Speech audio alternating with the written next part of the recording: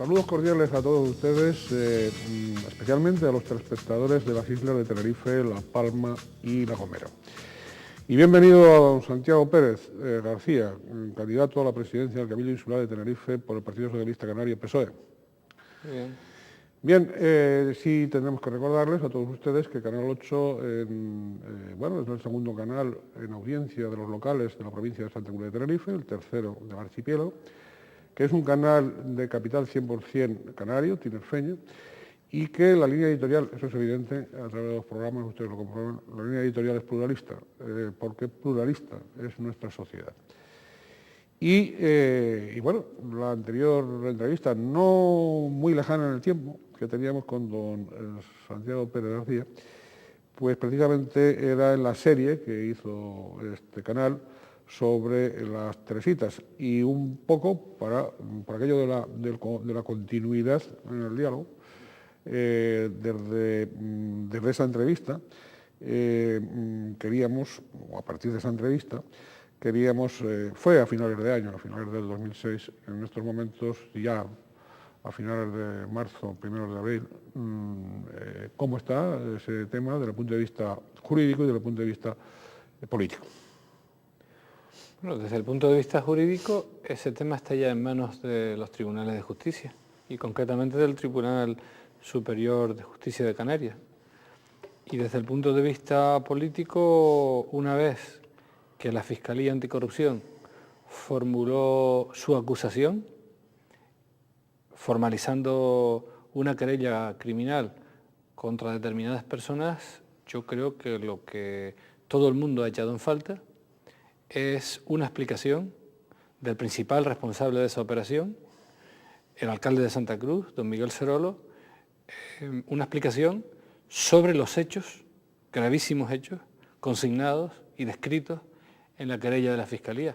Hasta ahora don Miguel Serolo se ha refugiado en todo tipo de excusas, en algunos elementos propagandísticos, pero no le ha dado al pueblo de Santa Cruz una explicación sobre los hechos que han sido relatados en la querella de la Fiscalía y que, a modo de ver de muchas personas, y desde luego en el mío propio, son hechos gravísimos, ¿no?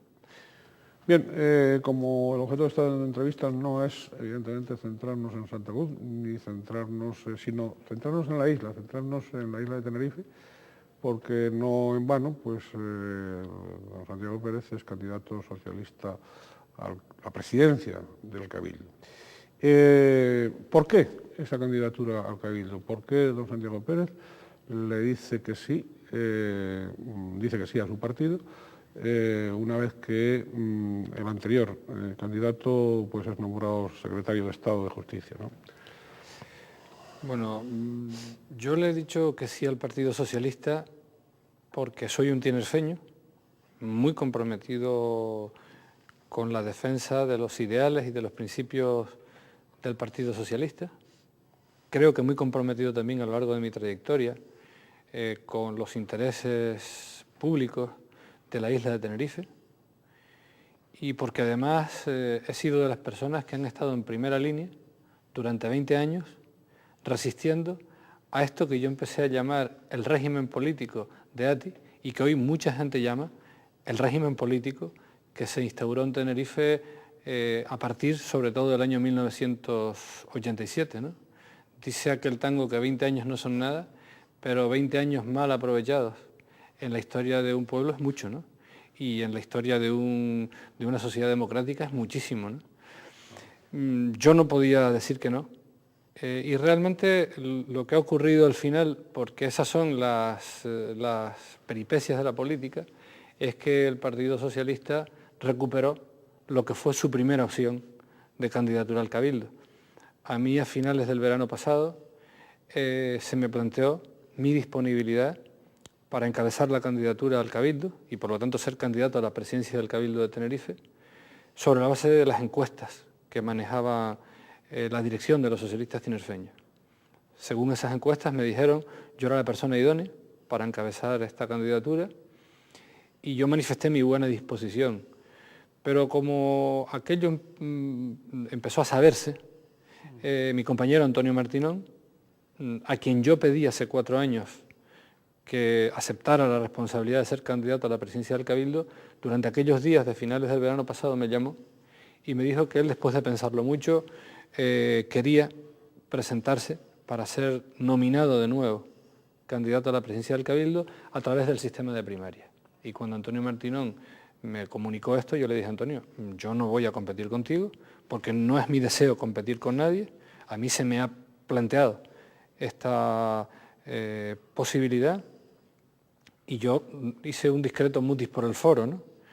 Luego se suspendieron las primarias. A raíz de esa circunstancia, Antonio Martinón dijo que no se contara con él y, en fin, y la historia posterior es de todos conocida. Finalmente, la opción definitiva ha venido a ser la que fue primera opción, es decir, que yo fuera candidato a la presidencia del Cabildo. Yo no podía negarme, lo hago con mucho gusto y creo que la isla de Tenerife tiene ante sí una opción muy importante: continuar con este sistema político, con esta especie de régimen político que cada vez está más claro que es una versión contemporánea del viejo caciquismo, o hacer una apuesta por un cambio político que, digamos, siente las bases para que los tinerfeños podamos observar nuestro futuro con esperanza, ¿no?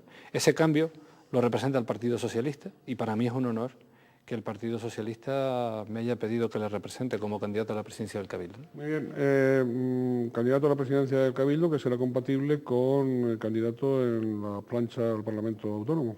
Sí, efectivamente. Aunque a mí nadie me planteó ese dilema, nunca se planteó tampoco el verano pasado que yo tuviera que optar entre una cosa o la otra.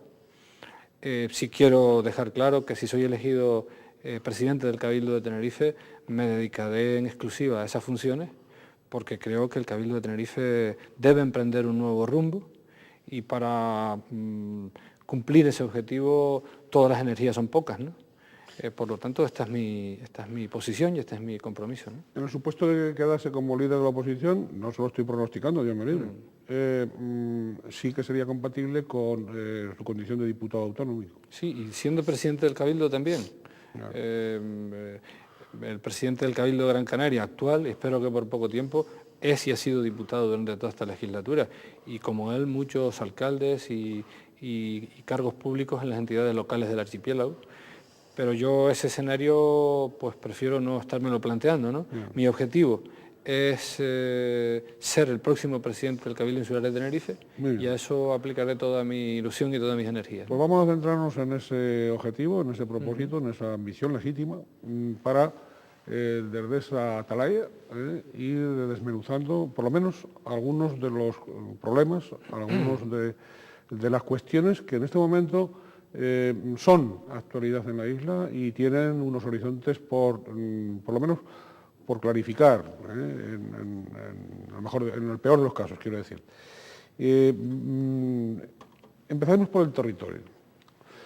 ¿Cómo ve usted el territorio y cómo ve la ordenación del territorio? Porque claro, aquí ha habido pilots, ha habido tal, ha habido no sé cuántos, y al final no sabemos a qué atenernos con el territorio en la isla de Tenerife. Yo creo que en los últimos 20 años se nos ha estado hablando permanente de planificación de la isla de Tenerife, de sus infraestructuras, y realmente lo que hemos vivido son 20 años de improvisación. Porque el Cabildo Insular, gobernado por ATI, cuando llega la hora de la verdad, que es la hora de tomar decisiones, no se atreve a tomarlas. El régimen político de ATI es un régimen político bajo la excesiva influencia de algunos sectores empresariales, cada vez menos, pero cada vez más influyentes. Y, perdón, cada vez menos grupos. Sí, cada vez menos grupos empresariales. Y esos grupos menos, cada vez más influyentes. Sí, sí. Y esto además es una realidad que se percibe ya con toda nitidez, incluso en los propios ambientes empresariales, ¿no? Recientemente yo he tenido una larga reunión, he participado en una larga reunión con algunos de los empresarios más importantes y que más y mejores proyectos empresariales han desarrollado en nuestra isla, y hay una especie de convicción general y de disgusto general que ellos lo concretan diciendo: aquí las reglas del juego están trucadas, ¿no?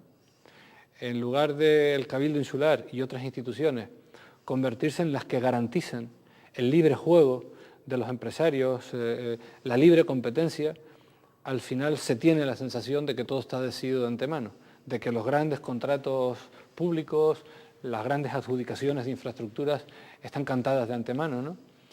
Y yo creo que el Cabildo Insular de Tenerife, durante todo este larguísimo periodo de ATI, ha hablado de planificación, pero en realidad lo que ha hecho el gobierno insular es improvisar, ¿no? A la gente le parece complicado todo este tema de la planificación, y yo creo que no lo es tanto. ¿En qué sentido? Sí, parece que todo esto, que la planificación de la isla es el fruto de una cantidad de planes, de normas, cada vez más enrevesado, cada vez más ininteligible, y en cierto modo eso es así, porque se ha querido que sea así. Yo creo que la isla tiene que tener un instrumento de gobierno del territorio. Uno, el Plan Insular de Ordenación. Y el Plan Insular de Ordenación no es un estudio, es una norma.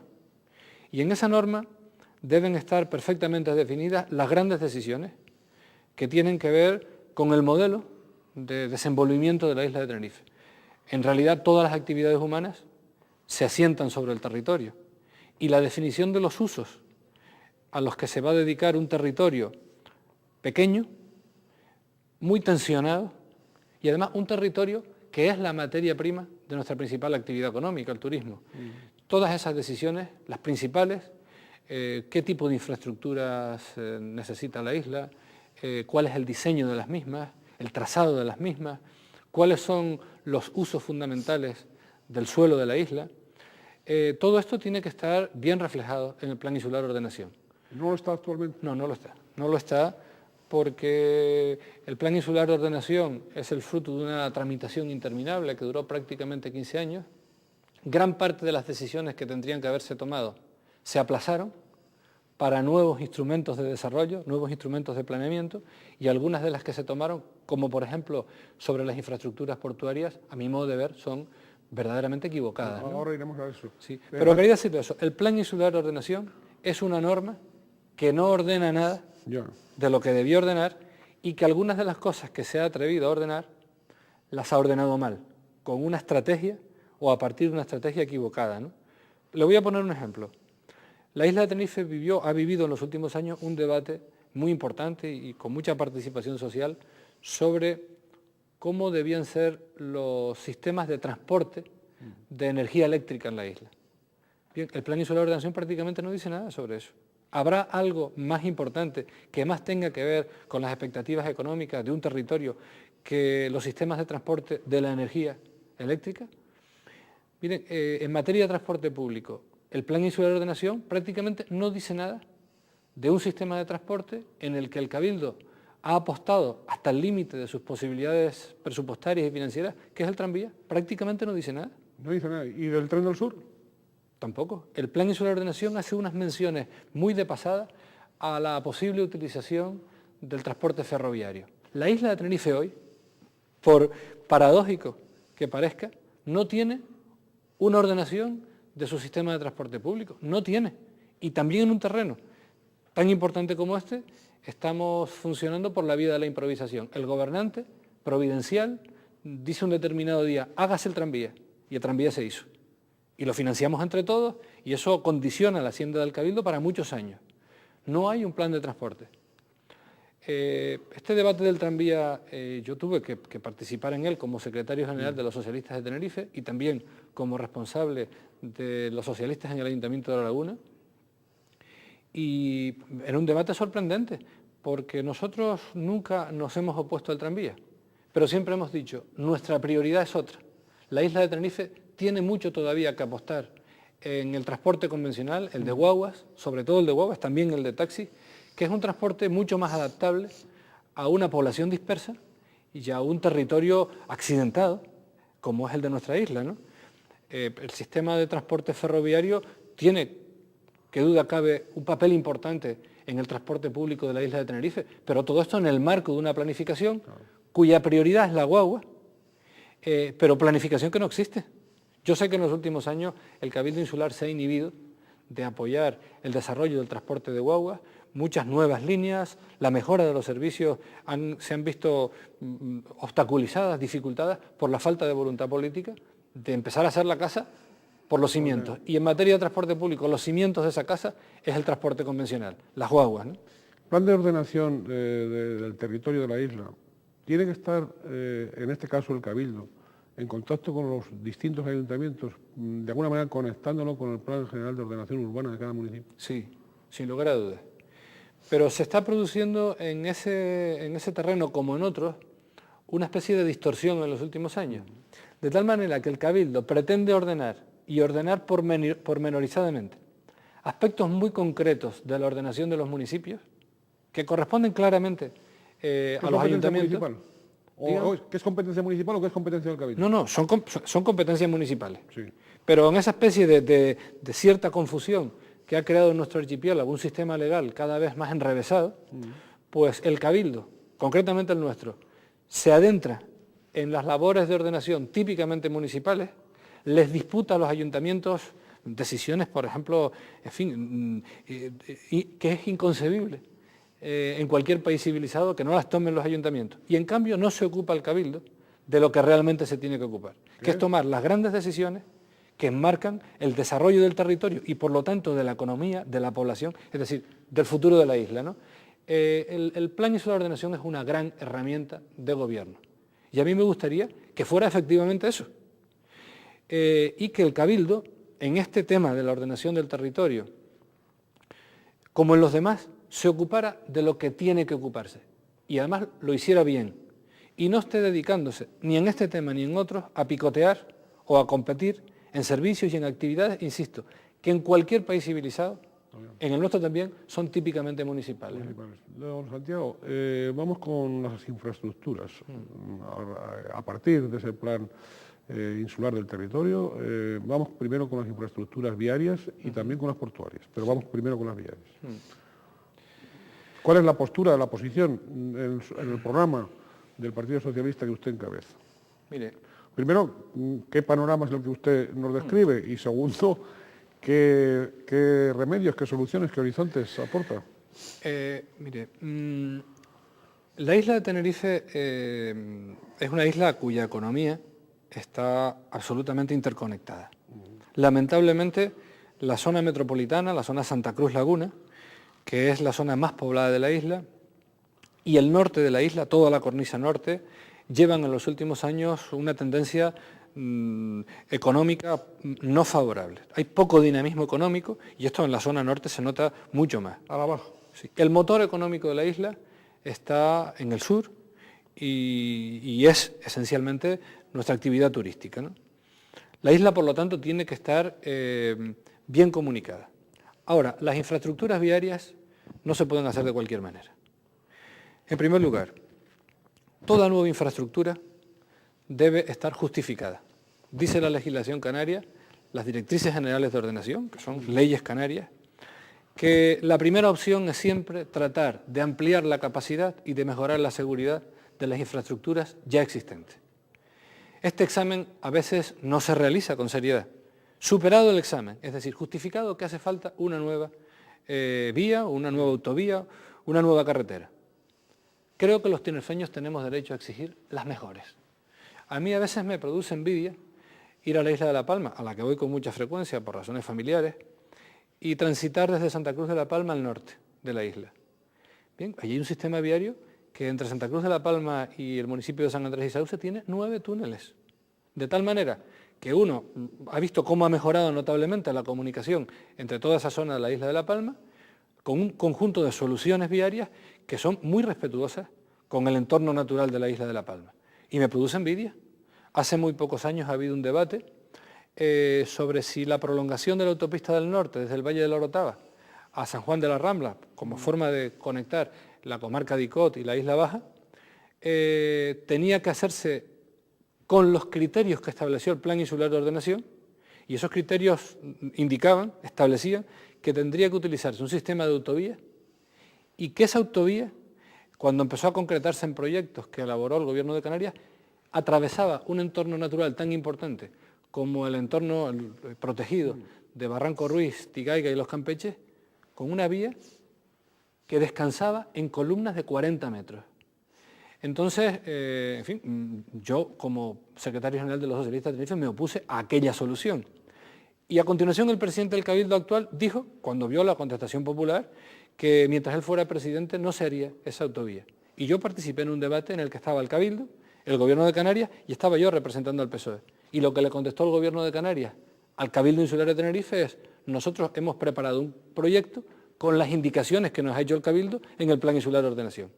Yo lo que quiero decir es, la isla de Tenerife necesita mejorar e invertir notablemente en su sistema viario. Ahora, tenemos derecho a las mejores infraestructuras. No a chapucerías ni a soluciones para salir del paso, ni a soluciones que en definitiva parece que convierte la construcción de una carretera en un negocio en sí mismo. No, no, en absoluto. Las mejores infraestructuras, porque esta isla vive esencialmente y debe seguir viviendo de la economía turística. Y por lo tanto es una isla cuyas bellezas naturales, cuyo paisaje, cuyo medio ambiente es la primera materia prima de su propio sistema económico. Esta es mi posición. Y además, cuando se vaya a diseñar una nueva autovía, hay que hacerlo con la cabeza muy puesta en la potenciación del transporte público, porque si no las nuevas vías se convierten en una especie de nuevas fábricas de coches, ¿no? Anillo insular. Bueno, yo creo que en estos conceptos que le he explicado se enmarca mi posición al respecto, ¿no? Y bueno, también... Quiero decirle que a mí no me cabe en la cabeza que personas que tienen que levantarse a las 5 de la mañana o a las 4 porque viven en la Isla Baja y su puesto de trabajo está en la zona turística de los municipios de Arona o de Adeje, pues tengan que pasar el calvario que tienen que pasar en la actualidad todos los días, todo el año, ¿no? A ninguna persona sensata le cabe en la cabeza mantener la actual situación. Ahora, yo insisto en que cuando sea necesaria una nueva carretera, una nueva autovía, para completar el sistema viario insular, hagámoslo con exquisito cuidado en el diseño, en las características, y además teniendo siempre a la vista que el sistema viario debe dar preferencia a la potenciación del transporte público. No son invenciones mías, figura en la legislación canaria como gran prioridad. Lo que pasa es que aquí las leyes se hacen, tenemos las mejores leyes y luego no se cumplen, ¿no? No se cumplen. Bien, de alguna manera lo ha indicado, pero yo supongo que antes o complementariamente a esas nuevas vías, el mantenimiento de las actuales, porque, quiero decir la conservación y la mejora en la medida de lo posible, porque caen 4 lluvias días pasados y otra vez vuelve a empezar a punto de tener pues desgracias, a punto de tener muchas incomodidades y a punto de tener, por supuesto, pues casi inundaciones, etcétera, etcétera. Es decir, porque es que no se cuidan las vías. No se cuidan. Hay un altísimo grado de improvisación. Yo recuerdo que antes los chiquillos y en general la gente utilizaba un término muy expresivo, que era esconchar, ¿no? Sí. Aquí parece, primero, que se hacen las infraestructuras, que luego o se las abandona y por lo tanto pierden en calidad, pierden en seguridad, o se las desconcha para volver a hacer otras. Parece como si hacer carreteras o invertir fuera un fin en sí mismo. Y tiene uno la sensación de que se malgasta permanentemente el dinero público. Por ejemplo, hay vías que se están construyendo en estos momentos, que esa obra debiera servir también para, aprovechando el trazado de la vía, construir un corredor de servicios donde en el próximo futuro puedan instalarse servicios de alcance insular, materia de telecomunicaciones, de conducción eléctrica, etcétera, y no se hace. Con lo cual, a la vuelta de la esquina, se está desconchando, como dirían los chiquillos antes, lo que ya se ha hecho para volverlo a hacer otra vez. Insisto, se ha hablado de planificación, pero esencialmente lo que hemos estado viviendo durante muchos años es una improvisación permanente. Infraestructuras portuarias. El Plan Insular de Ordenación y la política en los últimos años del Cabildo, de la Autoridad Portuaria y del Ayuntamiento de Santa Cruz ha partido de una gran equivocación, que afortunadamente, aunque en fin, es un poco tarde, más vale tarde que nunca, se está poniendo de manifiesto. Mire, se ha partido de considerar que el futuro de Santa Cruz como ciudad y de los municipios del área metropolitana, pero sobre todo el de Santa Cruz, pasaban por desarrollar una especie de modelo idílico de ciudad, de una gran calidad ambiental, con grandes servicios culturales, lúdicos, una ciudad atractiva para que se establecieran empresas que utilizan altas tecnologías y que ofrecen servicios de alto valor añadido, pero se partía de una premisa equivocada. Para que Santa Cruz sea una ciudad de gran calidad, con una buena imagen exterior y por lo tanto una ciudad atractiva, hay que eliminar gran parte de la actividad portuaria, sin tomar en cuenta que el puerto es lo primero, que la mejor forma de proyectar el futuro y de entrever por dónde va el futuro de una ciudad obliga a un trabajo previo de reconstruir su pasado. Santa Cruz ciudad y el área metropolitana han tenido siempre en la actividad portuaria uno de los grandes motores, uno de los grandes renglones de su actividad económica. Y en ese terreno no se pueden dar saltos en el vacío. Y el Plan Insular de Ordenación dice literalmente que hay que desalojar del puerto de Santa Cruz todas las actividades que llaman incompatibles con una ciudad de calidad, con una ciudad que se encuentre con el mar y, por lo tanto, a medida que se desarrolle el futuro puerto de Granadilla, toda la actividad de tráfico de mercancías del puerto de Santa Cruz debe ser desplazada al sur y, por lo tanto, convertir el futuro puerto de Granadilla en el gran puerto comercial de la isla. Este es un gravísimo error que muchas personas hemos combatido. Recientemente se ha hecho público un plan estratégico, una reflexión estratégica que han elaborado una serie de profesores de la Universidad de La Laguna. Menos mal que este tipo de cosas, por lo menos alguna vez, se ponen en manos de la Universidad de La Laguna y no de consultoras de afuera. Estos que hablan ahora de que todo lo hacen en Canarias, cada vez que pueden encargan las cosas a consultoras, a gabinetes de afuera, de las islas, despreciando, digamos, los grandes recursos humanos, científicos y de investigación que tenemos. Son los efectos del nacionalismo, no lo de vueltas. Bueno, pues lamentable. Pues bien, este colectivo de profesores de la Universidad de La Laguna, coordinados por José Luis Rivero Ceballos, que es catedrático del área de Economía Aplicada, bien, han puesto el dedo en la llaga y han dicho: proyectar el futuro de una ciudad, de un territorio, requiere estudiar muy bien su pasado. Y luego dice: el puerto de Santa Cruz debe ser en el futuro, debe seguir siendo el gran puerto insular de tráfico de mercancías, para que la ciudad de Santa Cruz sea el gran enlace, que fue siempre, entre la economía de la isla y la economía exterior, la economía internacional, y siga siendo el gran centro distribuidor de mercancías hacia el norte y hacia el sur. Esto es exactamente lo contrario, no solo de lo que dice el Plan Insular de Ordenación, sino de lo que se ha estado haciendo en los últimos años, permitiendo que la actividad portuaria de Santa Cruz vaya decayendo con el pretexto de que el puerto de Santa Cruz no tenía futuro. Y le voy a poner un ejemplo. Uno de los temas que hay que resolver, y así lo plantean estos profesores de la universidad, es el de la comunicación de la actividad portuaria con el resto de la isla sin tener que saturar la ciudad, ni tener que invadir determinados espacios en los que se debe producir efectivamente el encuentro entre la ciudad y el mar. Pues mire, el auditorio está situado en un lugar clave para ese sistema de comunicaciones. La decisión de poner el auditorio allí la tomó Adán Martín pensando en ese modelo idílico de ciudad de Santa Cruz y desechó un proyecto ya encargado y pagado por el Cabildo Insular, que era el proyecto que en su día encargó el presidente del Cabildo, José Segura, al gabinete Fernández Alba, y que se iba a situar en un lugar excelente, que es en la Rambla del General Franco, donde hoy está el Colegio Público del Chapatal. Un lugar excelente.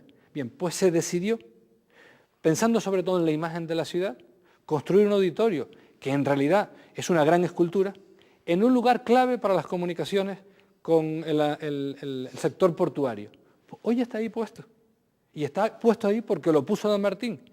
Y ese elemento sí que dificulta el sistema de comunicaciones con la actividad portuaria. En definitiva, se hizo una mala apuesta. La cuestión no está en si Puerto de Granadilla sí o Puerto de Granadilla no. Esa no es la cuestión. La cuestión es si el Puerto de Granadilla debe sustituir al Puerto de Santa Cruz como gran puerto insular de tráfico de mercancías o debe ser un puerto complementario. La Comisión Europea, porque yo muchas veces digo que los europeos son rubios pero no son tontos, en el último dictamen que hizo sobre esta materia lo ha dejado muy claro. Tenerife tiene derecho a diversificar, ampliar su sistema portuario y el futuro Puerto del Sur debe servir para absorber el tráfico que el de Santa Cruz no sea capaz de absorber, pero no para sustituir al de Santa Cruz. Pero antes habrá que agotar las posibilidades del de Santa Cruz. Sus posibilidades... No, habrá que agotarlas primero. Sin lugar a dudas, que todavía hay horizonte en ese terreno. Claro que los hay. Claro que los hay, y sobre todo en un terreno de actividad portuaria, que es el que más auge tiene en la actualidad, que es el de contenedores. Una buena terminal de contenedores bien gestionada da para mucho, y Santa Cruz tiene en toda la zona del entorno del dique del Este, del muelle del Bufadero, y de hecho se están desarrollando obras de ampliación cuya posibilidad fue negada reiteradamente por el Cabildo Insular y por la autoridad portuaria. Porque en lo que no debe continuar la actividad portuaria en Santa Cruz es en el tráfico de graneles, que es un tráfico, por así decirlo, menos limpio. Y ese tráfico de graneles, que era una parte significativa de la actividad portuaria en el pasado, ha ido decayendo a lo largo del tiempo, entre otras razones porque ya importamos casi todas las mercancías terminadas, ¿no? Ese sector de tráfico de graneles dio en su día pie para una actividad transformadora, industrial, isleña, que entró en declive hace ya varias décadas, ¿no? Santiago, oyéndole a usted, escuchándolo, sobre todo con el dato ese de que el puerto de Santa Cruz todavía tiene posibilidad de desarrollo, uno, bueno, pues por asociación de ideas no tiene por menos que citar a don Pedro Natal Meneses, que fue presidente de la autoridad portuaria y que el Partido Socialista ha recibido, parece ser, ha recibido distintos, como diría yo, distintos desencuentros, se dice ahora sí, para decir, precisamente por mantener esa posición contraria a lo que a veces el partido ha sostenido. Mire, yo creo que mi trayectoria... No, lo digo a usted personalmente. No, pero que sí, creo que mi trayectoria da algunos ejemplos de ello. Yo creo que en política debe uno defender los criterios en los que cree. Pedro Natal lo ha hecho, se ha convertido, digamos, en un defensor, en el defensor del puerto de Santa Cruz, y él ha estado defendiendo las posibilidades de futuro que tiene ese puerto, oponiéndose a que sea desmantelado, como han estado proponiendo en los últimos años, insisto, el Cabildo Insular, el Ayuntamiento de Santa Cruz, la propia autoridad portuaria, para justificar otro tipo de proyectos de los que siquiera hablamos luego.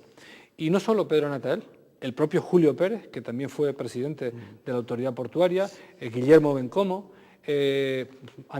expresidentes de la autoridad portuaria, han defendido ante quien los ha querido ir que el puerto de Santa Cruz tiene futuro y que la estrategia de desmantelar el puerto de Santa Cruz como puerto comercial y trasladar al sur de la isla toda la actividad de tráfico de mercancías era un gran error estratégico, un salto en el vacío.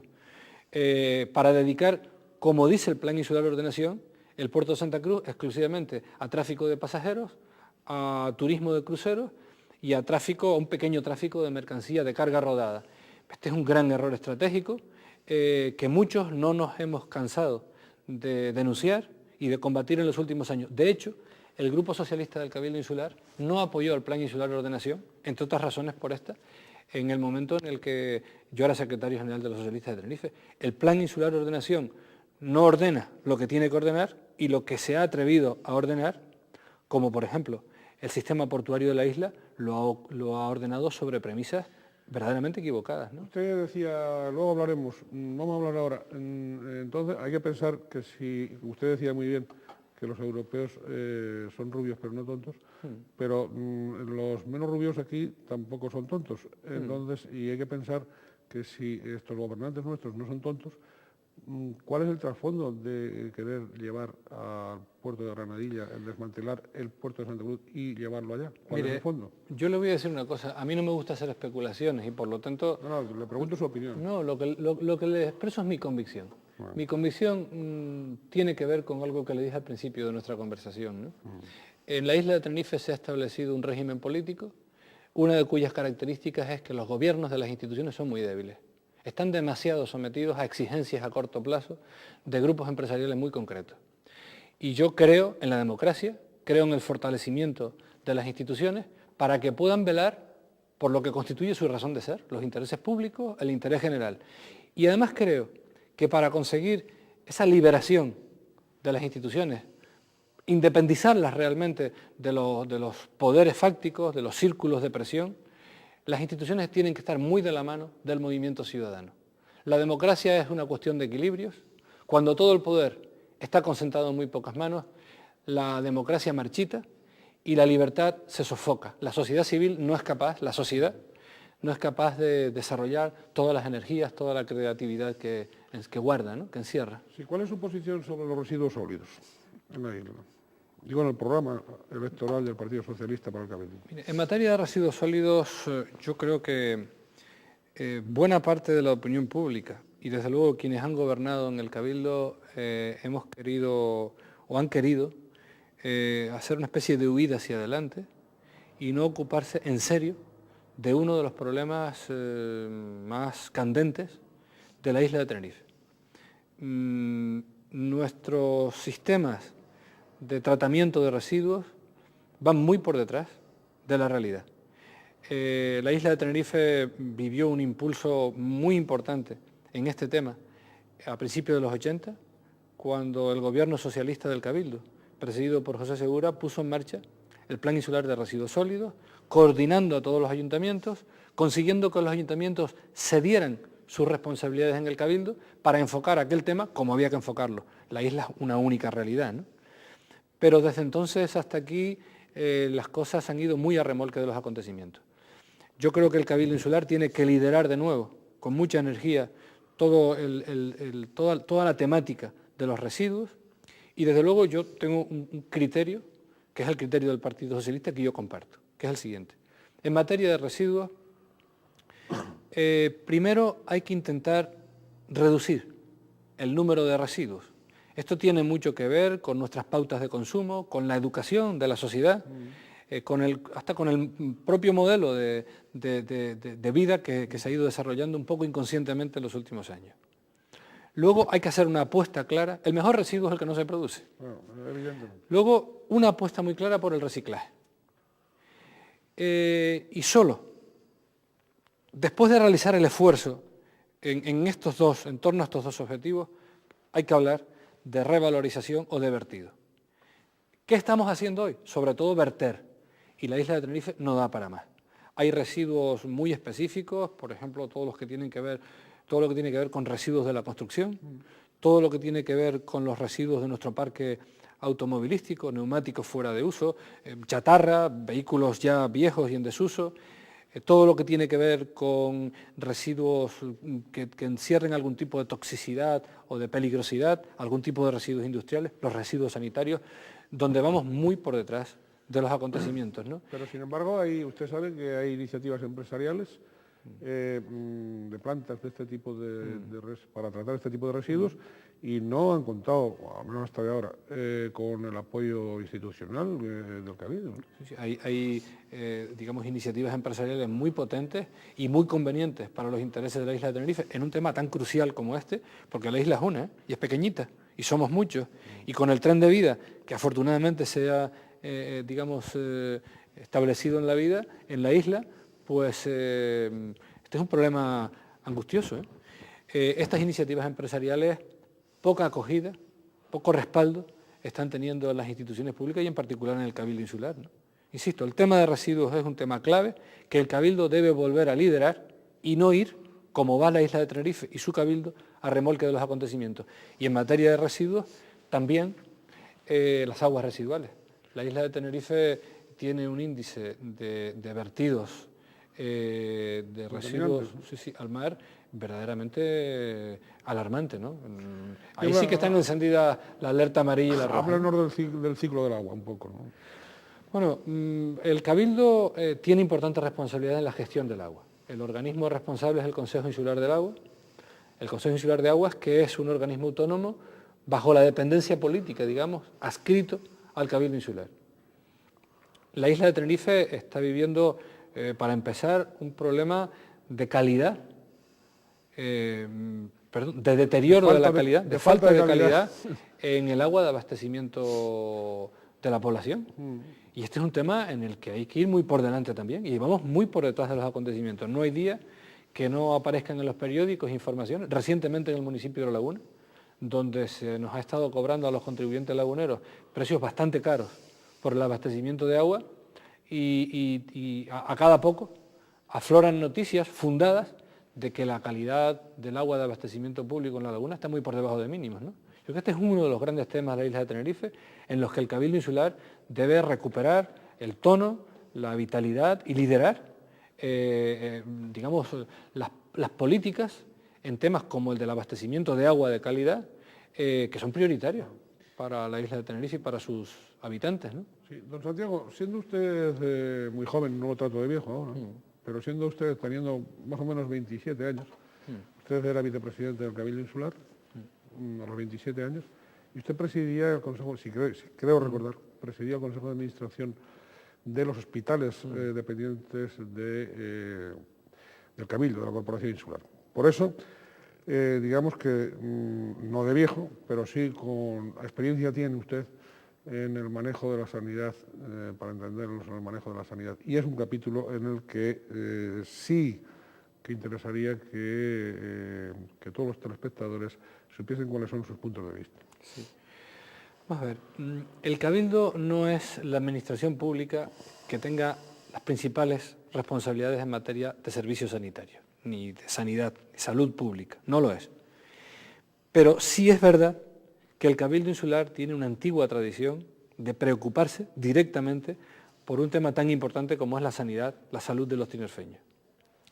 Fruto de aquella sensibilidad del Cabildo Insular, que yo pretendo recuperar, pues fue la construcción y la puesta en marcha del Hospital General y Clínico, hoy Hospital Universitario, del que yo fui presidente cuando aún no había cumplido, creo recordar, los 28 años.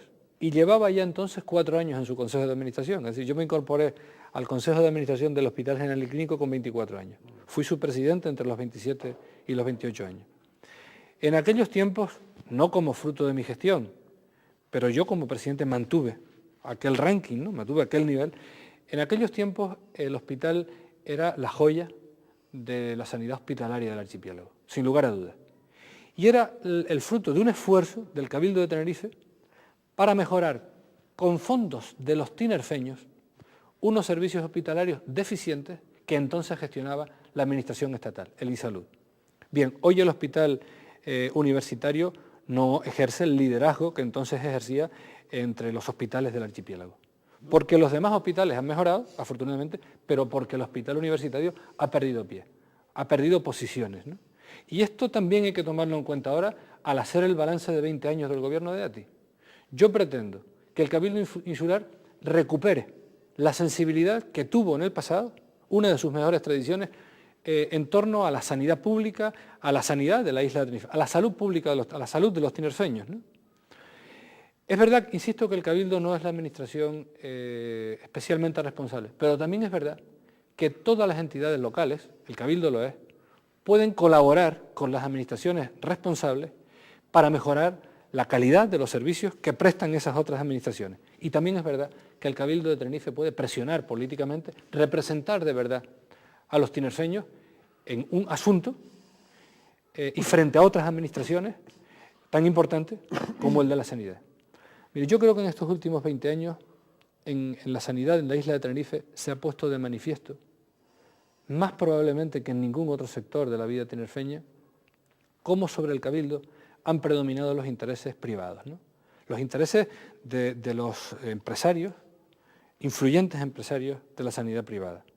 Yo creo que a la isla de Tenerife le conviene tener empresarios que dediquen su capacidad de gestión, sus inversiones, sus recursos a desarrollar la sanidad en la isla. Lo que no puede ocurrir es que esos empresarios marquen las reglas del juego. Eso es lo que no puede ocurrir y lo que ha venido ocurriendo. Por eso, ese forcejeo del Cabildo Insular a lo largo del tiempo, para que tanto en el norte como en el sur no se construyan verdaderos hospitales públicos. Y el Cabildo Insular ha estado frenando para ver si finalmente lo que se construía era simplemente centros sociosanitarios. Mire, en la sanidad, la administración pública, los servicios públicos tienen un papel muy importante. Los servicios públicos sanitarios son un factor de igualdad entre los ciudadanos muy importante. Yo creo en el carácter complementario entre los servicios públicos sanitarios y los servicios privados sanitarios, pero no pueden ser los empresarios de la sanidad privada quienes marquen la pauta. Eso no puede ser. Y eso ha pasado. Y en estos momentos la población asiste preocupada a un deterioro de muchos aspectos de la sanidad pública. Por ejemplo, la asistencia de urgencias. Yo creo que no hay derecho, todos los tinerfeños en mayor o menor grado lo hemos sufrido, cómo está en estos momentos la atención hospitalaria en materia de urgencia. Y hay, digamos, muy respetados y prestigiosos profesionales de la sanidad que dicen, miren, si se firman convenios, conciertos con la sanidad privada, que no sea solo para que la sanidad privada preste aquellos servicios que le conviene a la sanidad privada, porque les resultan más rentables, también para que contribuyan en una vertiente tan importante como es la sanidad de urgencia. Esta es mi posición. Yo creo que... Una posición razonable. Y también es razonable la percepción del Cabildo. Lo es estatutariamente como órgano de gobierno de la isla. Es decir, competencias, al margen de las competencias hay una realidad, y la realidad es que ante muchas necesidades, ante muchas carencias, ante muchas... Bueno, la mirada siempre va hacia el Cabildo en Tenerife, por tradición, porque el Cabildo ha sido la institución que sí ha servido pues muy directamente y de un modo muy reconocido por la ciudadanía, ¿no? Muchos servicios y bueno, y eso está ahí. Bien, don Santiago, yo quería preguntarle, todavía se está poniendo en aplicación la ley de dependencia, que probablemente es, según algunos analistas, pues una de las decisiones del gobierno socialista del señor Rodríguez Zapatero más trascendentes en la legislatura, esa ley de dependencia, y bueno, evidentemente se está poniendo en marcha todavía, pero de cara a esa ley de dependencia, ¿qué opina usted desde el ámbito insular? Sí, mire, yo creo que efectivamente la ley de dependencia va a marcar un antes y un después en el desarrollo de toda la acción de las administraciones públicas en nuestro país para atender a las personas más débiles, a aquellas personas que no tienen otra mano que les ayude que la del poder público, ¿no? De la misma forma que en la primera etapa de gobierno socialista, la extensión de la asistencia sanitaria a toda la población, la asistencia sanitaria universal, fue un gran hito, como lo fue la puesta en marcha de un sistema de pensiones no contributivas, en esta nueva etapa de gobierno socialista, de un extraordinario desarrollo de los derechos civiles y de los criterios de igualdad, ¿no? La ley de dependencia va a marcar un verdadero hito, ¿no? Yo creo que el Cabildo Insular tiene que jugar un papel muy importante en la atención a las personas. Y yo creo que el Cabildo, para hacerlo y hacerlo bien, tiene que cumplir algunos principios que en la actualidad no cumple. Por ejemplo, el Cabildo no puede pretender que los recursos del Cabildo para atención a, por ejemplo, las personas dependientes, sean los que el Cabildo tiene y que las personas dependientes se adapten a los recursos del Cabildo. Es exactamente al revés. Hay que adaptar los servicios del Cabildo, los servicios que presta el Cabildo, a la demanda real, a las necesidades efectivas de las personas dependientes. El Cabildo no puede estimular un desarrollo exclusivamente de los servicios para los discapacitados intelectuales, para las personas que tienen minusvalías, discapacidad intelectual, cuando realmente hay una gran parte de la población cuyas discapacidades son motrices o de físicas y están en estos momentos absolutamente desatendidas. El Cabildo ha desarrollado un trabajo para atender a las personas de la tercera edad en la vertiente lúdica, ¿no? Las personas de la tercera edad que pueden valerse por sí mismas, y yo eso lo reconozco, aunque probablemente no tendría tanta obsesión en estar presente en los eventos lúdicos de las personas de la tercera edad, que disfruten ellos, no tienen por qué estar aguantando la presencia de los políticos, ni aplaudiéndoles, ni escuchando discursos. Esos servicios, esas actividades están para que la gente de la tercera edad, que bien se lo merecen y que están en condiciones de disfrutar y bien de salud, disfruten. Pero es que el Cabildo tiene que ocuparse de los que no están bien y tiene que desarrollar un trabajo de apoyo a los municipios con el objetivo de apoyar a las familias. Los tinerfeños estamos viviendo como nuestra población envejece, es uno de los rasgos de los países avanzados económicamente, la población envejece y hay muchas personas mayores necesitadas de ayuda que no tienen sino la ayuda de su familia. Y nuestro servicio público de atención a las personas mayores, dependientes, está muy por debajo de las necesidades de la isla. Muy por debajo, ¿eh? Creo que el Cabildo tiene que trabajar en esa dirección, tiene que ocuparse de atender a todos los colectivos discapacitados y además atenderles siempre. Tiene que ocuparse mucho por desarrollar la accesibilidad general de la isla y en especial pues, en los equipamientos públicos, en los edificios públicos, etcétera, y tiene que hacer un gran esfuerzo por sumarse a la gran acción en pro de la igualdad que va a producirse con la entrada en vigor de la ley de dependencia. Insisto, el Cabildo no puede pretender que las demandas sociales se adapten a sus recursos, sino que sus recursos se adapten a las demandas sociales. Y cuando hablo de estos colectivos, quiero hablar también de los menores. Estamos ante una oportunidad extraordinaria de convertir las escuelas infantiles en auténticos centros socioeducativos, porque a esa edad tan temprana, la de la educación infantil, se puede prevenir en muchos terrenos y siempre es mejor prevenir que asistir.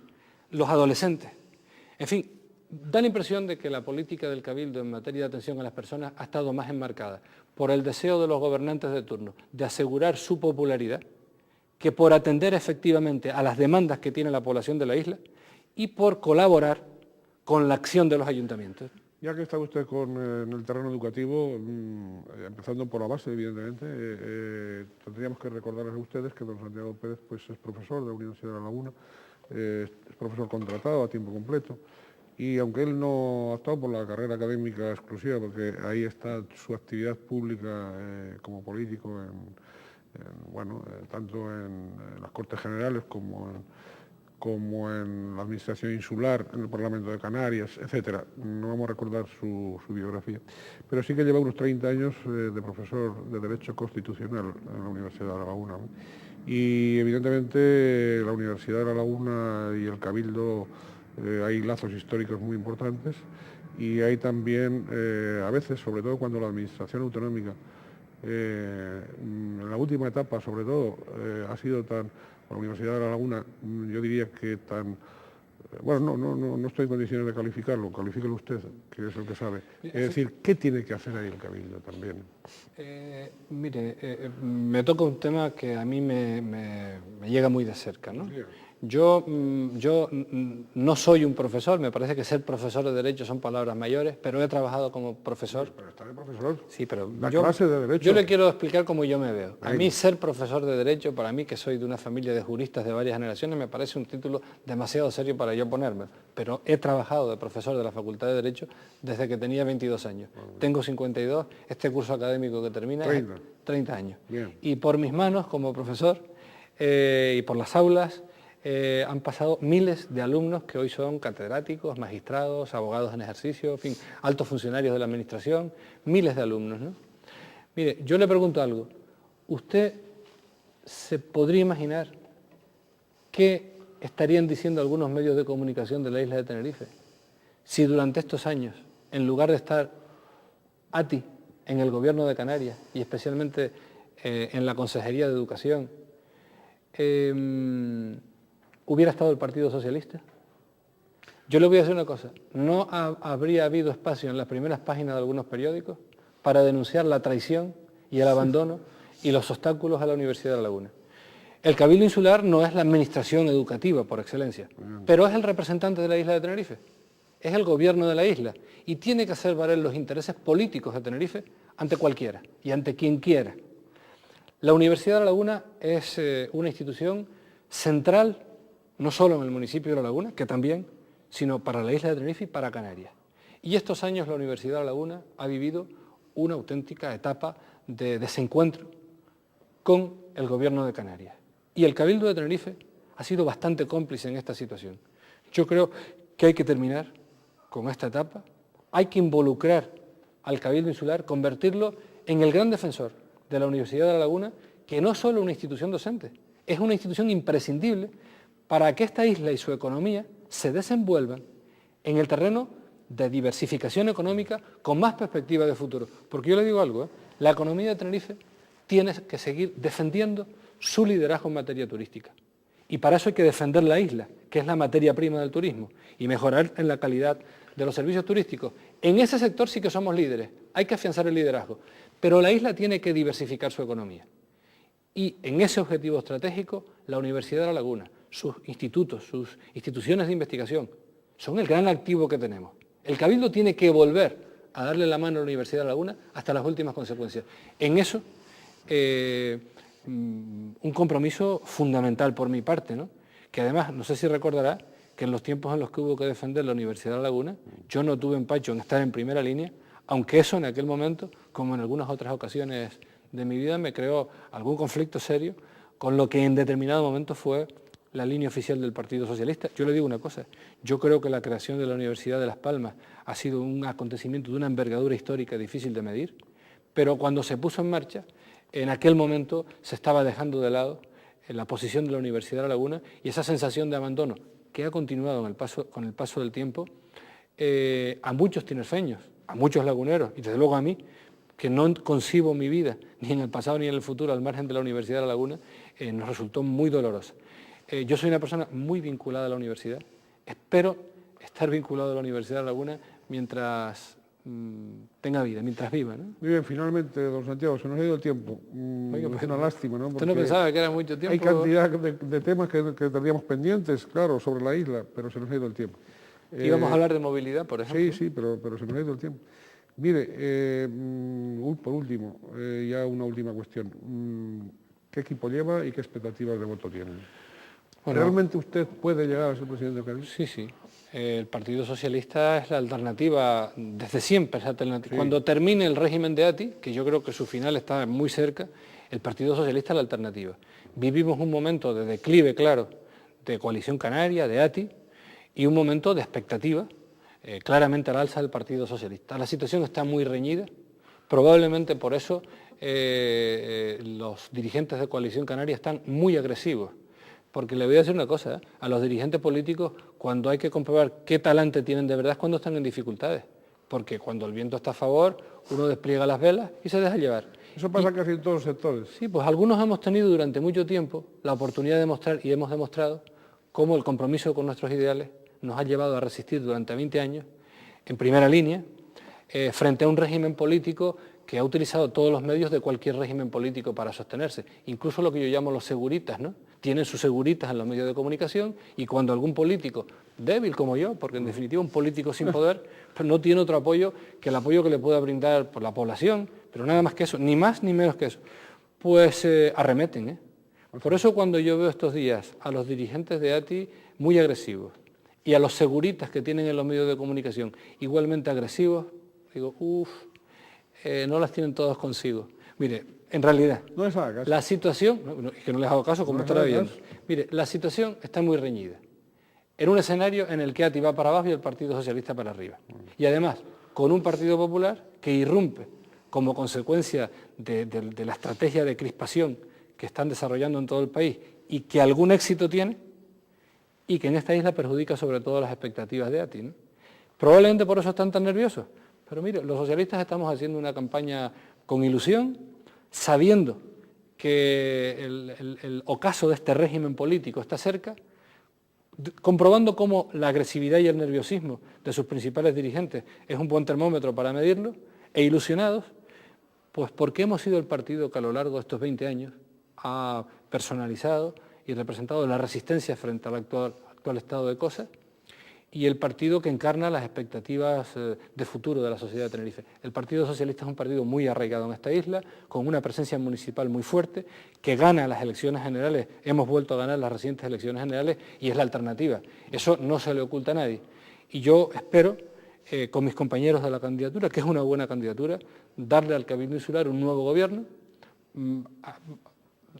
brindar y aportar a la isla que me vio nacer y de la que soy hijo, pues la experiencia, la preparación, la credibilidad que me haya podido merecer a lo largo de mi trayectoria política y al frente de un equipo en el que hay personas jóvenes, muy cualificadas, también con experiencia y cuyo número 2 es José Miguel Rodríguez Fraga, el secretario general de los socialistas de Tenerife, que ha tenido el gesto de incorporarse a la candidatura, siendo secretario general del partido en la isla de Tenerife, como número 2 de la candidatura que yo encabezo, ¿no?